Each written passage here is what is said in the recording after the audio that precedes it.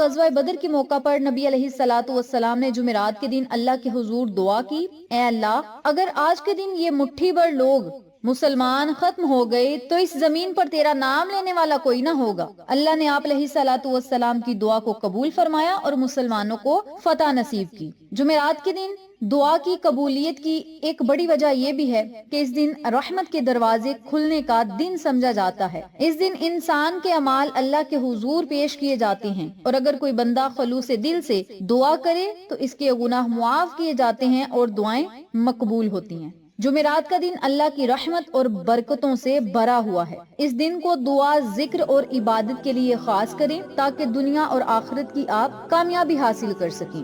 جمعرات کا دن روحانی برکتوں اور دنیاوی حاجات کے لیے بہت مؤثر اور باکمال سمجھا جاتا ہے، اور اس دن میں اولیاء کرام، صوفیاء کرام، بزرگان دین اللہ کا ذکر و ذکار کرتے، وظائف کرتے اور اللہ سے گڑ گڑا کر دعائیں کرتے۔